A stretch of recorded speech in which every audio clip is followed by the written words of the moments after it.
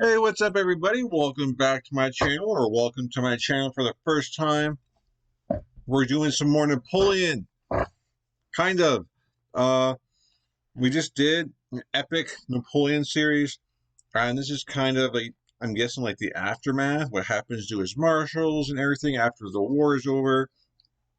And that's what I'm assuming goes down here. I'm assuming this, so hopefully I'm right. But yeah. But if you're your first time clicking on one of my videos, you should definitely go back and watch the Napoleon series. I've also done Alexander the Great and the Crusades, and a bunch of other cool stuff. Definitely check that stuff out. But today we're doing Marshals, and I'm sure I think there's like 4 or 5 parts on this. So I'm expecting this to be kind of really interesting, and probably a lot different than probably than I expect from epic history, because the last, series I've done, it's been war. It's been campaigns. It's been, just, moving the dot. Like, I don't know, plot. This is what happens after. So I'm not expecting war stuff. I'm not, expecting companies to be attacking this and that. So I don't know really what to expect. So that's also cool though. So that's really fun. So let's just jump into it. And before I do, please hit the like and subscribe. Please and thank you. And we're gonna get into it. I was almost debating to delay this till tomorrow because I was really tired when I got home from work, and I sat down, kind of pulled it up, and I don't know, just woke me up. So I was like, "We're doing it now. We're doing it now." I don't know. The fun parts about making videos is the actual video part. The rest of the part makes you tired. Anyways, let's do it.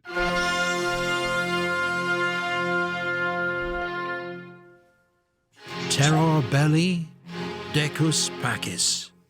Terror in war, ornament in peace. The words inscribed on every French marshal's baton. In France, the title of Marshal or Maréchal goes back at least to the 13th century. It represents the highest possible position of military authority. Authority symbolized by a marshal's baton. The title was abolished during the French Revolution as incompatible with the egalitarian spirit of the age. But in 1804, Napoleon founded a new empire and restored the ancient rank. Cool. That year, he picked 18 of France's best generals and made them marshals of the empire. I just want to say, definitely blows my mind 18, because when I said like there's 5 parts or 4 or 5 parts, I expected like 1 part per marshal or something like that. But I guess not. Let's say we're going to do like a handful per, or series that might be still going. So we might actually get a whole bunch of parts. I don't know. Never mind. Let's just go get to it. 18 of France's best generals and made them marshals of the empire. 8 more were created in the years that followed. The marshals outranked everyone in the new empire, apart from Napoleon's family, princes, and ministers of state. They came from every background. Sons of aristocrats and innkeepers, professional soldiers, and those who'd learned on the job, old-school Republicans and Bonaparte loyalists. From everywhere. The youngest, just half the age of the oldest. And though Marshal was a civil title, not strictly a military rank, the men known to the army as les gros bonnets, the big hats, were arguably the most extraordinary, diverse, brilliant, and flawed group of military commanders in history. Good, that makes it interesting. The most favoured were showered with titles and wealth. But the price too was high. Half were wounded, 3 were killed or died of wounds. 2 were executed. Damn. This is Epic History TV's guide to Napoleon's marshals. All 26 have been ranked according to our own evaluation of their achievements as marshals, with expert guidance from retired Lieutenant Colonel Remy Porte, former Chief Historian of the French Army. First, a thank you to our sponsor, Call of War. Call of War is a free online PvP strategy game played by millions of users worldwide that gives you the chance to rewrite World War II history. Choose your country types and use them to come up with a strategy to crush your enemies by land, air and sea. Research trees unlock more devastating weapons, all the way up to atomic bombs. Build an empire by conquering territory and capturing capitals, while forging strategic alliances with other players to reach your goals. Call of War is fully cross-platform and can be played on the same account on PC or mobile, for free. Available only for 30 days. Anyways. More than 2,000 French generals served in the Revolutionary and Napoleonic Wars. Many were brilliant leaders. A few probably deserved to be marshals, more than some who were. Any selection can only be difficult and highly subjective, but here's our pick of 12 of the best. Bertrand, Napoleon's faithful aide-de-camp, who commanded 4th Corps at the Battle of Leipzig. Clausel, a veteran commander of the war in Spain. Desaix, Napoleon's close friend, killed at Marengo, aged 31. Prince Eugène, Napoleon's adopted son, a hero of the Russian retreat. Gérard, one of Napoleon's best corps commanders by 1814, made a marshal by King Louis-Philippe in 1830. Lived a long life. Goudon, whose infantry division bore the brunt of the fighting at Auerstedt in 1806, died of wounds near Smolensk in 1812. Junot, who first served with Napoleon at Toulon in 1793, probably committed suicide after his fall from favour in 1813. Damn. Lassalle, the Hussar general, among the best light cavalry commanders of the Napoleonic Wars, killed at Wagram, aged 34. Maison, who told his division on the morning of Leipzig that they must win that day or all be killed, made marshal by King Charles X in 1829. Nansouty, the heavy cavalry commander who died of wounds and exhaustion, aged 46. Saint-Hilaire, hero of Austerlitz, died of wounds received at Aspern in 1809. Vandamme, of whom Napoleon once said, "If I had to invade hell, I'd want him commanding the vanguard." And now, Napoleon's 26 marshals, ranked in order of merit. 26. Marshal Pérignon. When Napoleon created the first 18 marshals, 4 were honorary marshals, recognized for past service to France. Pérignon was one of these. A former officer in the Royal Army, he'd won fame in the Revolutionary Wars, fighting the Spanish on the Pyrenees front. He later served as ambassador to Spain. After a brief retirement, he was sent to Italy and commanded the French left wing at the disastrous Battle of Novi, where the army was routed by Suvorov's Russians, and Pérignon was badly wounded and captured. His appointment as honorary marshal in 1804 was a political move by Napoleon, a way to win acceptance for his new empire, by emphasizing continuity with the revolution, by rewarding its military heroes. Pérignon never held active command as a marshal, but served as governor of Parma, and later Naples. His eldest son, Pierre, was a cavalry officer, killed at Friedland in 1807. Pérignon retired in 1813, but refused to support Napoleon when he returned from exile in 1815 and was stripped of his marshal's baton. His rank was later restored by King Louis XVIII. 25. I don't know if this is a thing. I always see, like, in old movies where the baton is used, I don't know, it's like to whack people, as a form of control. Did they do that back in the day, when they were marshals, is this like, as a form to keep people in line? Not sure. But it's kind of cool how strategically, Napoleon will make someone a marshal, or just for political reasons, to make favor of, certain groups or whatnot. That's kind of neat. by King Louis XVIII. 25. Marshal Brune.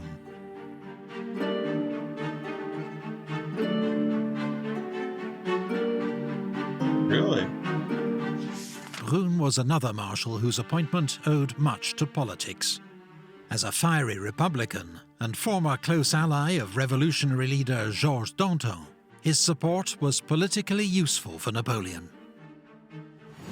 Brune joined the army during the Terror, the most extreme period of the revolution.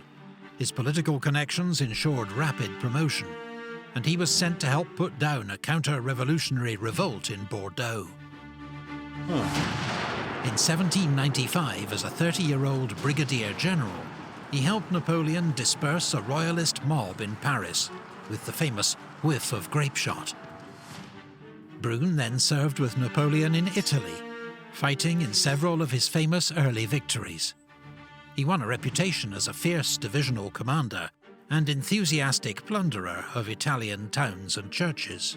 Damn. In 1798, he commanded the French occupation of Switzerland, while extorting 200,000 francs from the wealthy Swiss communes, the equivalent of several $1 million today.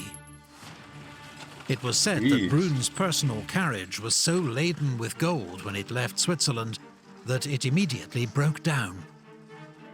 The next year, he won his most important victory while commanding French forces in Holland, defeating an Anglo-Russian army at the Battle of Castricum and saving France from invasion. Nice. But a short, calamitous spell commanding the army of Italy convinced Napoleon that Brune was not fit for high command.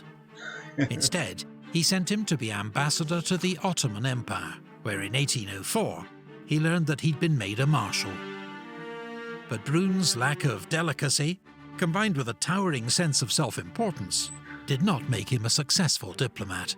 No, he was recalled to France, but as governor of the Hanseatic ports, blundered again, drafting a treaty with Sweden that failed to... This guy loves his money. He's like, I'll do whatever you want, but I'm going to go steal whatever I want wherever I'm at. You know? Man, he just takes advantage of whatever situation. Man, this guy must have died with a lot of money. Died. Murdered. No, he's murdered. Probably stealing some, like, from some kid's piggy bank or something. Damn. Definitely different than the last Marshal. This is funny. Hanseatic ports blundered again, drafting a treaty with Sweden that failed to make any mention of the French emperor. Whether a deliberate insult or act of incompetence, Napoleon was furious, and Brune was sacked. Brune spent the next 7 years at his country estate. He bitterly opposed the return of the Bourbon monarchy in 1814, and rallied to Napoleon when he returned from exile the next year. All right. But in the tumult following Napoleon's defeat at Waterloo, Brune was cornered by a royalist mob in Avignon, murdered, and tossed into the River Rhône. Damn. 24. Marshal Serrurier.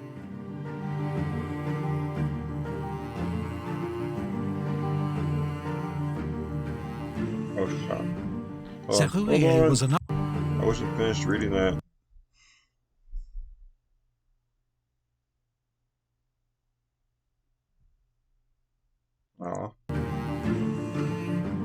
Serrurier was another of the 4 honorary marshals whom Napoleon wished to recognize for past service. In contrast to Brune, Serrurier was a professional soldier of the old school, a veteran of the 7 Years' War, and a stern disciplinarian. This background was not necessarily an asset during the French Revolution, when any officer who'd served in the Royal Army was viewed with suspicion. But Colonel Serrurier's training and diligence were soon recognized as assets to the new French Republic. By 1795, he was a general serving with Napoleon in Italy, where his stand against corruption and looting won him the nickname the Virgin of Italy.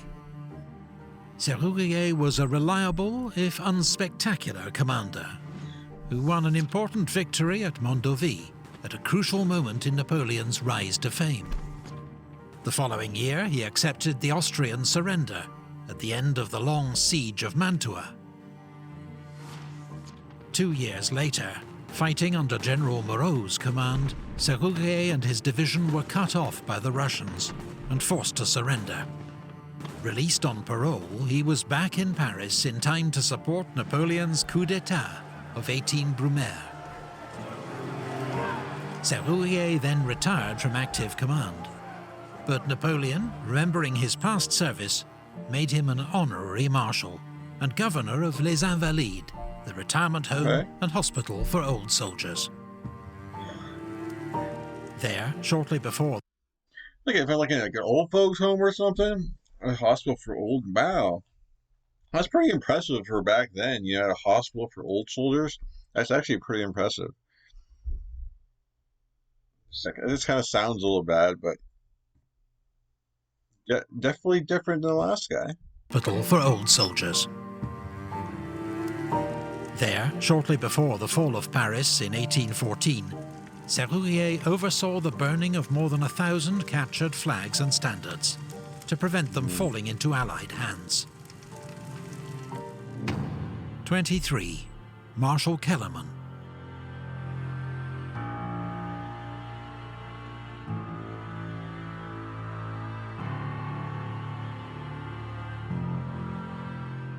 Kellermann was another honorary marshal, the oldest at 68, and famed throughout France as the saviour of the revolution.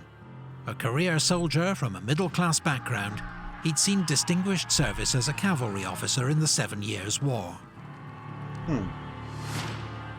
At the beginning of the Revolutionary Wars, he was a general, commanding a frontier army at the moment of greatest crisis, when it seemed foreign invasion was about to stamp out the revolution and restore the ancien régime. But at Valmy, in September 1792, Kellermann's Army of the Centre stood its ground, and with a ferocious artillery barrage, persuaded the Prussian army to withdraw. Nice. Valmy was not a stunning tactical victory, but it was a turning point of history that saved the infant French Republic. Okay. When the revolution took a more radical turn, even a war hero like Kellermann became suspected of royalist links and spent a year in prison under the threat of the guillotine.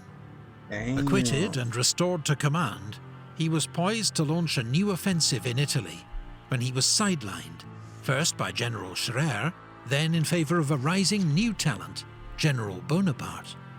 Nice. Kellermann later specialised in army administration and training, a role he continued to perform under Napoleon, whilst also entering politics and serving as President of the Senate. His son, General François-Étienne Kellermann, followed in his father's footsteps, serving as one of Napoleon's best cavalry commanders. 22. Marshal Gauss. Okay. This world is one of legend. Many realms, epic sagas. Yeah. Grouchy.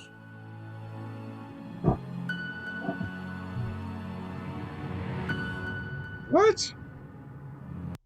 His conduct was unforeseeable, as if his army on the march but has been struck by him.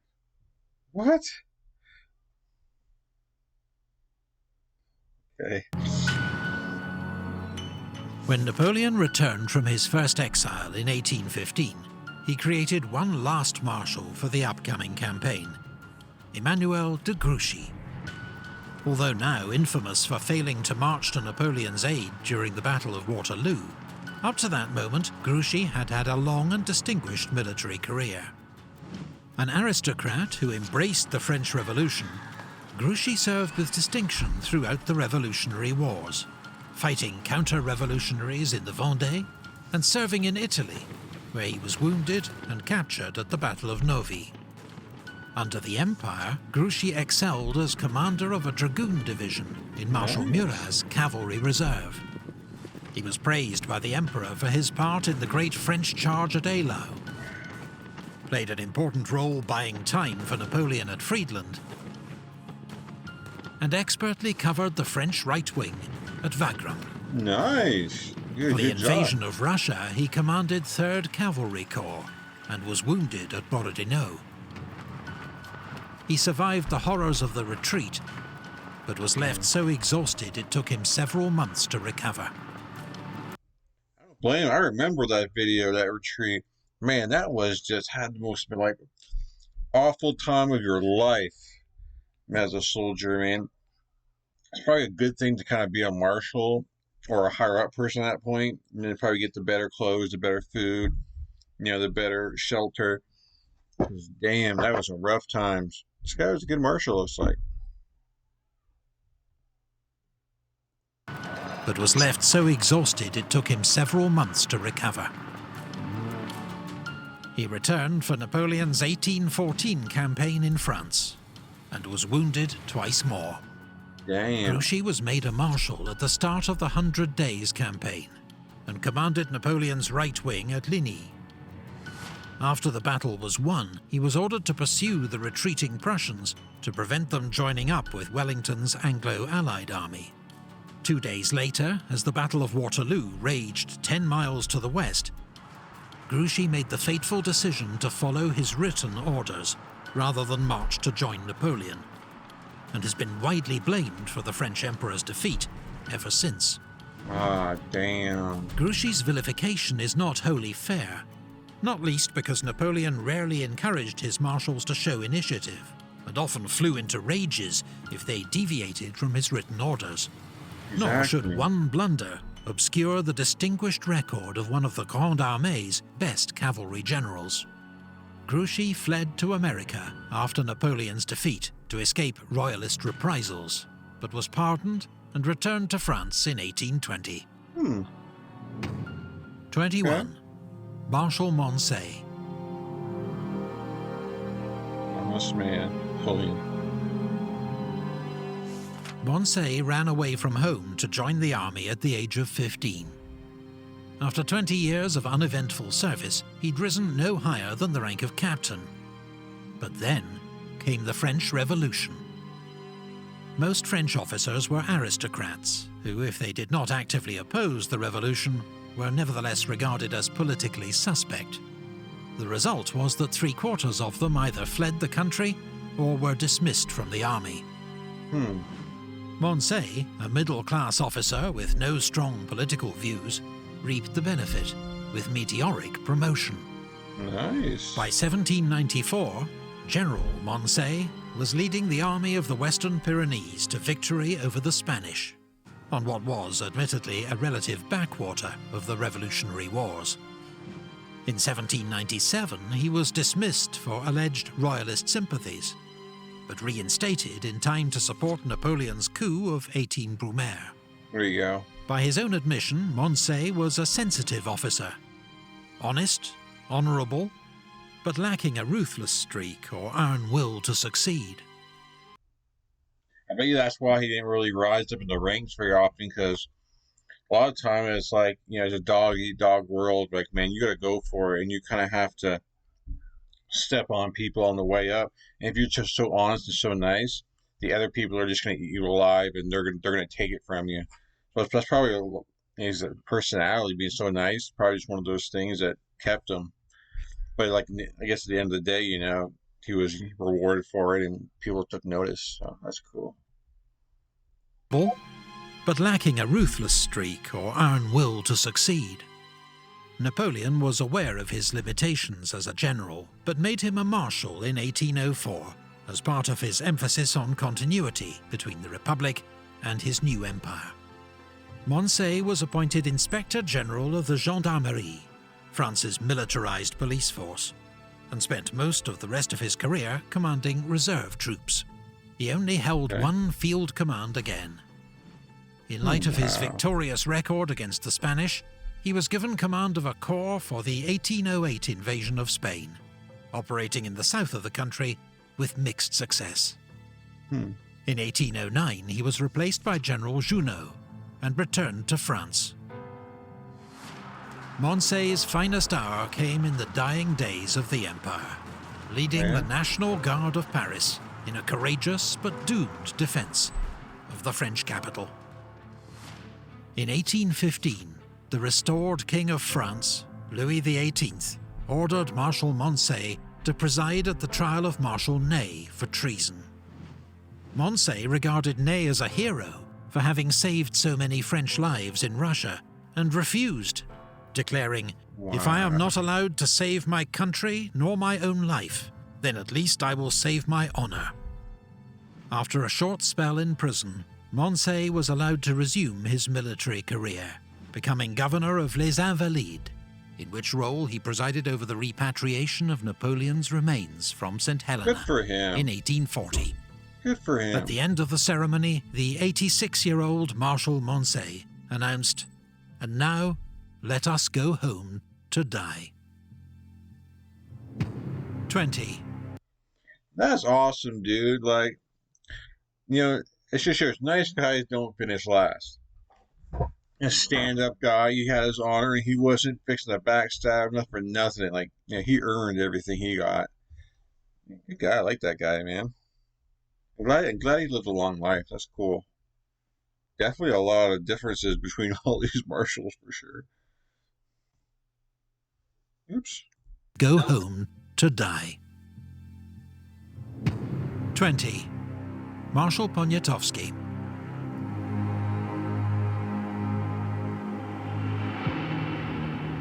Noble character. Prince Józef Poniatowski was the King of Poland's nephew, but his military career began as a cavalry officer in the Austrian army, even serving as aide-de-camp to Emperor Józef II himself. In 1789, he transferred to the Polish army with the rank of Major General, but could not save Poland from partition by its rapacious neighbours, Russia, Prussia, and Austria. By 1795, Poland had vanished from the map, swallowed up by its rivals. After Napoleon's defeat of Prussia in 1806, Poniatowski decided loyal service to the French Emperor was the best way to win Poland's restoration, although he never fully trusted Napoleon's aims. Sombre, serious, and brave, Poniatowski proved an able commander of Duchy of Warsaw forces in Napoleon's service. When war broke out with Austria in 1809, while Napoleon advanced on Vienna, Poniatowski waged a brilliant supporting campaign against a larger Austrian army in Galicia. For the invasion of Russia, he commanded the Polish Fifth Corps. He and his troops distinguished themselves first at Smolensk and again at Borodino, leading the attack on the right wing. Poniatowski and his corps performed heroically throughout the campaign, motivated in part by their old animosity towards Russia. But by the end of the retreat, Fifth Corps had been virtually destroyed. Poniatowski remained loyal to Napoleon, even though the disaster in Russia paved the way for the Russian reoccupation of Poland. He rejoined Napoleon in Germany in 1813 and was given command of the Polish Eighth Corps. On the eve of the Battle of Leipzig, he was made a marshal by Napoleon in recognition of his service and to inspire his Polish troops. Poniatowski was the only non-Frenchman to receive this honor. Wow. He and his troops fought with their usual tenacity and skill at Leipzig, holding key villages on the southern front against the Austrian and Prussian onslaught. At the end of the battle, Poniatowski commanded part of the rearguard. But their only escape route, a bridge over the Elster River, was blown up too soon. Oh, we got stuck as well? Badly wounded, Poniatowski tried to escape by riding his horse across the river. But he was swept from his saddle and drowned. He had been a marshal for just 4 days. Damn, 4 days? The stupid damn bridge blowing up, man. Oh, man, it's the only... he wasn't friends. It just shows, like, Napoleon. Like, if Napoleon thinks you're a good person, that you're going to be good at your job, you earned it, like, he's going to give it to you. He doesn't care what your background is or where you're from. If he thinks that you can help, he's going to put you in that spot. But damn, dude, 4 days, man. Couldn't even enjoy it, man. Probably couldn't even write a letter to, like, his family saying, hey, look, I ended up being a marshal, That sucks. Damn, man, that had to be scary as hell. drowned. He had been a marshal for just 4 days. In the short term, Poniatowski's loyalty to France achieved nothing, as following Napoleon's defeat, Russia occupied Poland for the next century. But Poniatowski's legend lived on, a model of Polish patriotism that inspired future generations. Damn. Got yourself a statue. Play War Thunder now. Well deserved. Join millions of players across the globe in massive Oh, we battles on skipped tanks, this here. aircraft, and 19. Marshal Jordan.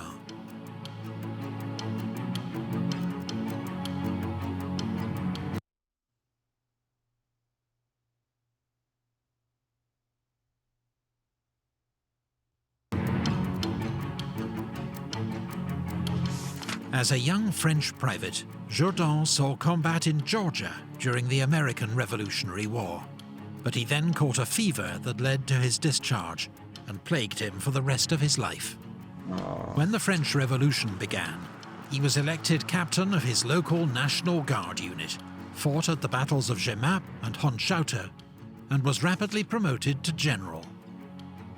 In 1794, he made his name defeating coalition forces at the Battle of Fleurus. This was a crucial victory of the Revolutionary War, which handed France control of Belgium for 20 years. It was also notable for the French army's use of balloon reconnaissance, the first effective use of an aircraft in military history. Jordan became a prominent politician under the Directory, lending his name to a law that formalized France's policy of mass conscription. As a committed Republican, Jordan refused to support Napoleon's coup of 18 Brumaire, but his fame as the victor of Fleurus was enough to ensure he became a marshal in 1804. Jordan was on good terms with Napoleon's elder brother, Joseph. When Joseph became king of Spain in 1808, Jordan went with him as his military advisor. Okay. But the situation in Spain would prove beyond Jordan's military skills to solve. He faced stubborn resistance from the Spanish and Portuguese, supported by the British, and an equally stubborn refusal to cooperate from other French marshals in Spain, theoretically under Jordan's command, but who repeatedly ignored his orders and openly questioned his competence. Marshal Soult in Andalusia was a prime offender, while Marshal Victor's insubordination at the Battle of Talavera contributed directly to the French defeat. Struck by another bout of ill health, Jordan went home to recover. 2 years later, he returned to Spain, but at the Battle of Vitoria in 1813, he and King Joseph were outmaneuvered and decisively beaten by Wellington, leading to the collapse of the Bonapartist Kingdom of Spain. Jordan never held a major command again, but his 20 years of service and evident patriotism were widely recognized and respected. He was made a peer by Napoleon, a count by Louis XVIII, and died in 1833 while serving as governor of Les Invalides. Perignon, Brune, Serrurier, That stinks, man. Like, you could, his comrades wouldn't even listen to him. Like, you know, just like, I don't know, man. Like, he had no chance, really, because no one was listening to him. And then if they weren't listening to him, he was getting sick. So, man, poor guy. Kellermann, Grouchy, Moncey, Poniatowski, Jordan. 8 down, 18 to go. Join us for part 2, when we'll continue the countdown. Coming soon. Thank you to... Okay, so 18 to go. Obviously, they're not doing 8 in each episode. I guess these are the ones that are farther down the list. So the list, as it gets each part, I'm sure that we're going to get less and less marshals until for the last part might just be like a couple of marshals. The more important ones to probably put a lot more time in, I'm assuming. That was definitely interesting. Definitely, everyone was just very different.